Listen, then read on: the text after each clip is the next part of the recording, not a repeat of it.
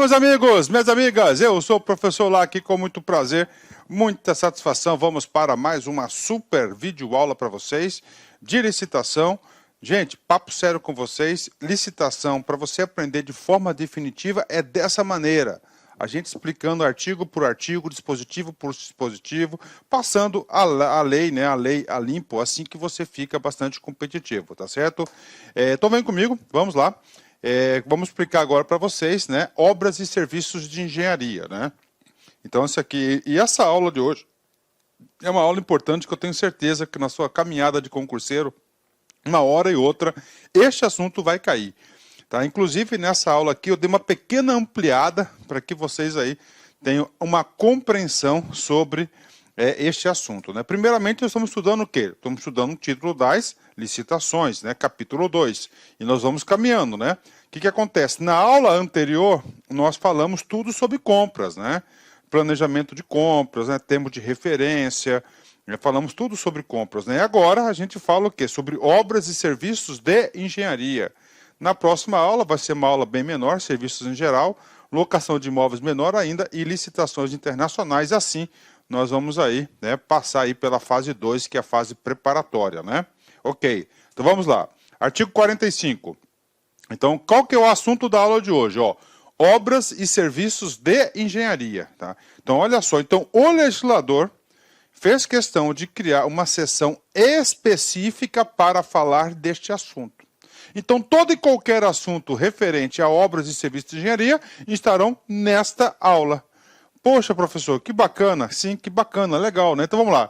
As licitações de obras e serviços de engenharia devem respeitar especialmente as relativas a... Então, agora a gente já falou que as regras gerais para as obras e serviços de engenharia. Vão comigo, tá? Disposição final ambientalmente adequada nos resíduos sólidos gerados pelas obras contratadas, né? Então, olha aí, né? Então, a disposição final, né? O que ela quer? Ela quer tratar os seus resíduos sólidos, né? Lembra-se que lá atrás a gente viu o quê? Nós vimos os princípios da licitação. E um dos princípios que regem a licitação, qual que é? É o princípio da sustentabilidade, do respeito aí à natureza, né? Nada mais justo, né? Que todas as obras e serviços de engenharia, todos os projetos, no final, na disposição final, ele respeite, né, a adequada destinação dos seus resíduos sólidos, né? Ó, mitigação, o que é mitigação? Diminuição, né? Mitigação por condicionamentos e compensação ambiental que serão definidas no procedimento de licenciamento ambiental, né? Às vezes, uma obra grande, né, o que acontece? Ele vai ter que desmatar, por exemplo, né? E você vai ter que fazer uma degradação. E aí, você vai ter que compensar essa ação. E essa ação ela vai estar na onde? Lá no devido licenciamento ambiental. Ou seja, até agora, qual que são as regras? Regras é para seguir o meio ambiente, para respeitar o meio ambiente. Utilização de produtos e equipamentos de serviços que comprovadamente favoreçam a redução do consumo de energia e de recursos naturais, né? Ou seja, né, então as obras do setor público, elas deverão sempre o quê? Buscar a economicidade e proteção do meio ambiente, né? Sempre está buscando aí produtos e equipamentos aí que favoreçam a redução do consumo de energia e de recursos naturais. Vamos embora, vamos comigo. Avaliação do impacto de vizinhança na forma da legislação urbanística, né? Isso, inclusive, é uma legislação do município, né? O que acontece, né? Eu vou dar um exemplo para vocês aqui da Lá Concursos, né? Hoje, Lá Concursos, nós temos nossa sede própria, fica em Cuiabá, no bairro Bosque da Saúde, próximo ao Hospital São Mateus, uma área muito nobre, né? Para a gente construir aqui a nossa área, nós tivemos que fazer esse impacto aqui de vizinhança, né? Ou seja, a gente fez um estudo, né, principalmente do trânsito, né, no caso nosso aqui, e a prefeitura chegou à conclusão que o impacto ele é suportável, né? Ele é suportável, então tem que ter impacto da vizinhança, né? Ou seja, o que acontece? Que as obras e serviços de engenharia elas sejam todas elas de acordo com as legislações, né? Proteção do patrimônio histórico, cultural, arqueológico e imaterial. inclusive por meio da avaliação do impacto direto ou indireto causado pelas obras contratadas. Ou seja, então ele quer proteger também o patrimônio histórico, né? Aqui se inclui aqui, né, entre outros, né, os famosos casarões, né, os famosos casarões.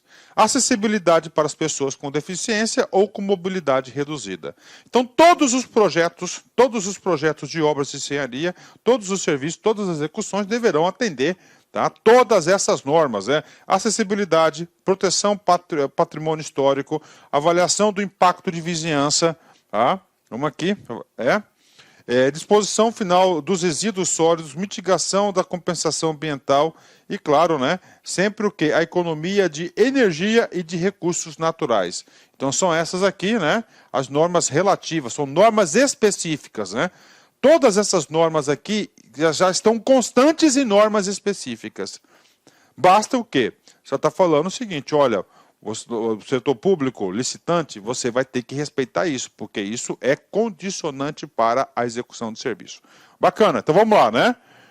Artigo 46.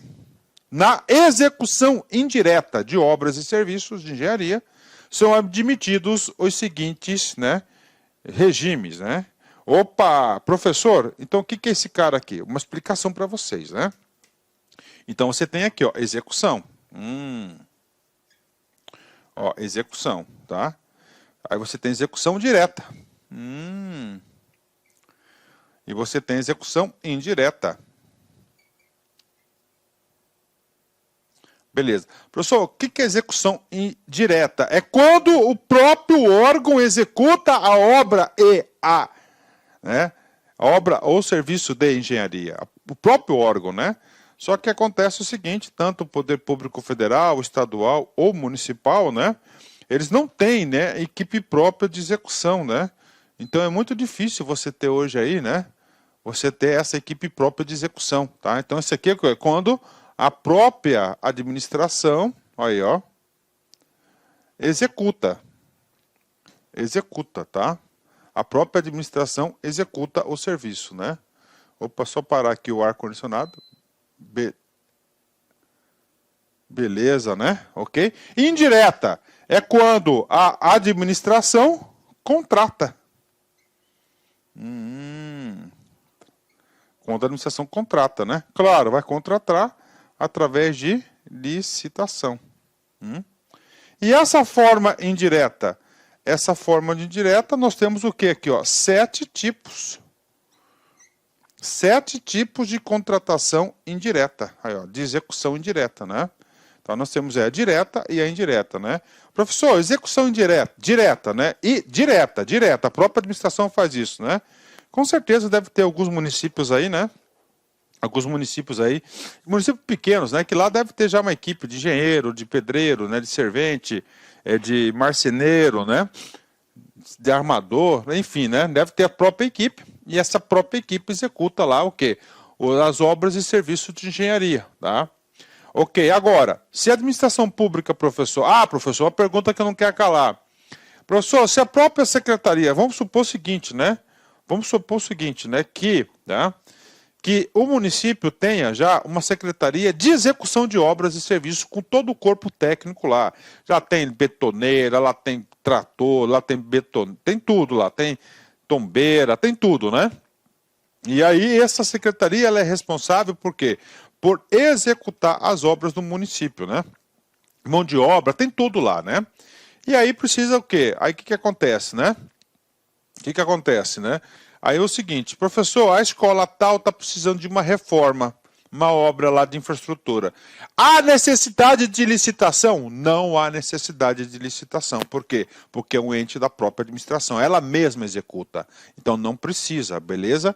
Então vamos lá. Ó, a execução indireta, beleza. De obras e serviços de engenharia são admitidos os seguintes regimes. Vamos lá. Cara, assunto importante da aula. Então nós temos aqui 7 tipos de regimes. 7 tipos de regimes, entendeu? Ó, empreitada por preço unitário, empreitada por preço global, empreitada integral, contratação por tarefa, contratação integrada, contratação semi-integrada e fornecimento de prestação de serviço associado, né? Professor, então tem que saber e tem que saber a diferença entre cada um deles, né? Eu chamo muita atenção na contratação integrada e na contratação semi-integrada. Isso despenca em concurso público, né? Professor, como é que eu vou saber, professor, cada um desse aqui? Eu vou ler de novo para vocês para a gente fixar o conteúdo. Então é o seguinte, presta atenção, questão de prova. Isso aqui eu não consigo enxergar um aluno competitivo se ele não tem isso na cabeça. Quais são os regimes de contratação para obras e serviços de engenharia? 7 hipóteses. Empreitada por preço unitário, empreitada por preço global, empreitada integral, contratação por tarefa, contratação integrada, contratação semi-integrada e fornecimento de prestação de serviço associado. Beleza. Professor, onde que tem o conceito desse cara aqui? Tem, inclusive nós já vimos isso, né? Lá nas primeiras aulas do nosso curso de licitação, nós já falamos sobre isso. Lá nas primeiras aulas do nosso curso de licitação, né? Lá no artigo 6º, cara, o artigo 6º, na minha opinião, é um dos artigos mais importantes que o aluno tem que estudar. Vocês podem ter certeza que em quase todas as questões de prova de concurso, uma questão vai versar sobre o artigo 6º. Por quê? O artigo 6º vai trazer a conceituação. E nessa conceituação a gente vai explicar para vocês, ó. Então nós temos aqui, ó, 3 empreitadas, né? Primeira empreitada, conceito. Empreitada por preço unitário. Contratação de execução da obra ou do serviço por preço certo em unidades determinadas, né? Professor, dá um exemplo para mim. Casas populares, né? Então faz uma licitação e fala o seguinte, né? Por cada casa popular, né, será pago um valor de, vamos lá, 35 mil reais. Pronto, então 35 mil reais seria o quê? O custo da empreitada, aí ó, empreitada aqui por preço unitário, por cada casa, né? Então é a empreitada, a licitação tipo, né? Empreitada por preço unitário, beleza, né? 2, por preço global, né? Olha aí, preço global é diferente, né? Contratação da execução da obra ou serviço por preço certo ou total, né? Como assim, professor? Então é o seguinte, né? O outro é por casa. Beleza, preço unitário. Fez 10 casas, né? 10 valor para receber, 10 unidades monetárias referentes a esse serviço. Agora o cara aqui vai fazer o condomínio. O condomínio.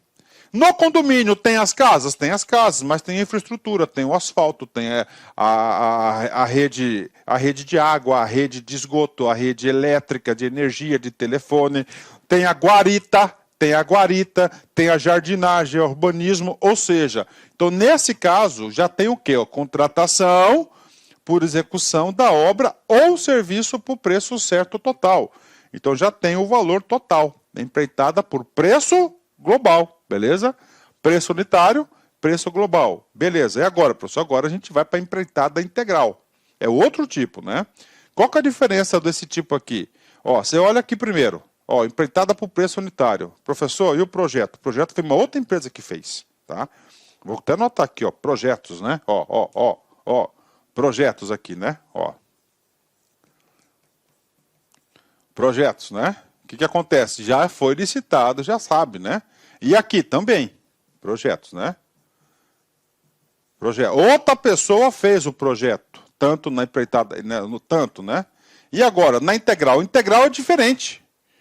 Tá? É maior do que a global. Ó, contratação de empreendimento de sua integralidade compreendida a totalidade das etapas da obras, serviços, instalações necessárias, sob inteira responsabilidade do contratado, até a sua entrega ao contratante com condições, tá, de entrada em operação com as características adequadas às finalidades para as quais foi contratado e atendidos os requisitos técnicos legais para a utilização com segurança e estrutura operacional, na sua integralidade, né? Então, na empreitada integral, né, o cara que vai ser contratado, ele vai ser responsável pela elaboração dos projetos também, tá? E aí, professor? Aí você vai ter um tipo de contratação, né? Ó, empreitada integral, beleza, ela pode ser por contratação integral ou semi-integrada, que a gente vai já ver já para vocês aqui, que está no roteiro da explicação, né? Ok? Beleza? Ó, então nós já estudamos aqui, só para você ter uma ideia, ó, empreitada por preço unitário não tem projetos básico nem executivo, global não tem, né? E a integral já é maior, já tem tudo isso no pacote, né? E aí, professor, voltar aqui para vocês. Então nós já estudamos aqui essas três, tá? Aí o que acontece? Dessa empreitada legal aqui, ó, integral, tá? Ela pode ser integral com contratação integrada e ela pode ser integral com contratação semi-integrada. Tá aí, né? Então, o legislador deixou isso bem claro, né? Isso aí deixou bem claro isso. Vamos lá, vamos continuar. Vamos falar contratação por tarefa, né? Contratação por tarefa. Então, vamos lá. Regime de contratação de mão de obra, ó, mão de obra para pequenos trabalhos por preço certo ou com sem fornecimento de materiais, por tarefa, né? Professor, eu quero um exemplo aqui, beleza, né? Trocação da fiação, da fiação elétrica da repartição. Pronto, um trabalho pequeno. Então vai ser por contratação por tarefa e ela pode ser com ou sem fornecimento de material, né? É melhor para o órgão já ser com fornecimento de material, porque você já evita o quê? Você já evita o quê? Um tipo de contratação. Ah, mas o órgão já tem, professor, esse material no estoque. Aí beleza, aí já utiliza o material do estoque, né? Beleza, agora o seguinte, contratação integrada. Beleza, ó, regime de contratação de serviços, ó, de obras e serviços de engenharia, que o contratado é responsável por elaborar e desenvolver os projetos básicos e executivo, executar obras e serviços de engenharia, fornecer bens ou serviços especiais e realizar montagem, teste, pré-operação e demais operações necessárias e suficientes para a entrega final do objeto, né? Então esse cara aqui é a contratação integrada. Calma que tem muita explicação importante. Professor, e a contratação semi-integrada? A única diferença que é, ó, que ela só vai... ela vai fazer só o quê? O projeto executivo, né? O outro é o projeto básico e o projeto executivo, né? Professor, e aí? Cara, já ouviu falar em RDC? Regime Diferencial de Contratação? Cara, isso aqui foi criado pelo RDC, tá? Ele foi criado pelo RDC. O RDC foi uma solução adotada pelo governo brasileiro na época que o Brasil ele foi escolhido para sediar a Copa do Mundo, a Copa do Mundo de 94, e sediar as Olimpíadas do Rio de 2016, né? E eu, professor Lack, aqui eu tenho muito orgulho de dizer para vocês que eu tive a oportunidade, tá, de participar, né, da Olimpíada. Aí eu fui mais de 16 eventos, mais de 16 eventos no Rio de Janeiro, né? Muito importante, muito legal. Vamos voltar aqui, chega, né? Então é o seguinte, o que acontece? Olha só. O que acontece? Então, isso foi criado para atender essa necessidade, regime diferenciado de contratação.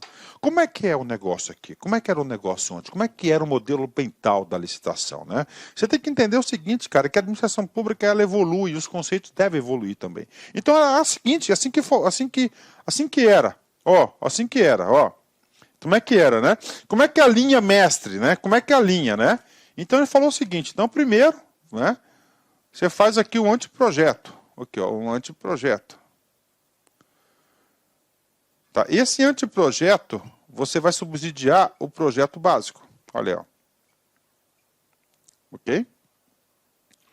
No projeto básico, você pode fazer uma licitação. Beleza? Ok. Aí, do seguinte, do projeto básico, você faz o projeto aí, ó, executivo. Tá? Vamos colocar aqui, ó, o anteprojeto aqui, tá? Vou tirar os números aqui, né? O anteprojeto, né? Vamos colocar aqui que o anteprojeto aqui é a própria administração que faz, tá? O órgão, né? O projeto executivo, o que é? O detalhamento do projeto básico, né? Aí você faz aqui uma outra licitação, tá? Pode ser uma outra licitação. E outra coisa, aí você vai aqui para o quê? Para a execução da obra. A execução da obra. Tá? Estou exagerando aqui, é outra licitação, tá? E o que diz aqui? Diz o seguinte, o cara que é a execução da obra, ele não poderia ser o mesmo né? Porque estaria o quê? Beneficiando, não é isso? Uma outra pessoa, né? Uma outra pessoa estaria executando o projeto de outra pessoa, né? E o que acontece com isso aqui? Tempo. Olha aí. Uma licitação já é demorada, imagina 3 licitações, né?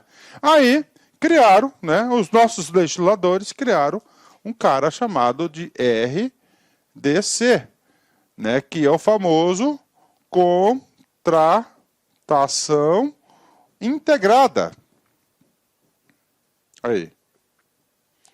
Ou seja, o cara, uma licitação, certo? Só o cara executar isso. Beleza. E, prof, o que você acha? Eu acho maravilhoso isso, né? Dá agilidade, tudo, e você dá responsabilidades, porque acontece muito que é o seguinte, o cara está executando e fala, não, eu executei que está no problema do projeto executivo, o problema, o erro não foi meu. Aí até encontrar o famoso culpado, já ferrou, cara, entendeu? Já ferrou, tá? Já ferrou, tá? Então esse aqui é o caso, tá? Esse aqui é o caso, né? E isso tem que cair, cara, isso cai bastante, né? E aí é o seguinte, né? Aí nós temos aqui, né? A contratação integrada e a contratação semi-integrada. Cara, isso cai demais, cara. Demais, demais, demais, demais, né? O que é o integrada? É projeto básico, executivo e executar as obras, né? Até onde, professor? Até a entrega final do objeto, né? Ó, o que ele vai fazer? Além de executar a obra, ó, fornecer bens ou prestar serviços especiais e realizar a montagem, teste, pré-operação e as demais operações necessárias e suficientes para entrega Inicialmente final. gostaria de pedir desculpas por interromper os seus estudos, mas essa videoaula é uma videoaula demonstrativa do nosso site LAC Concursos.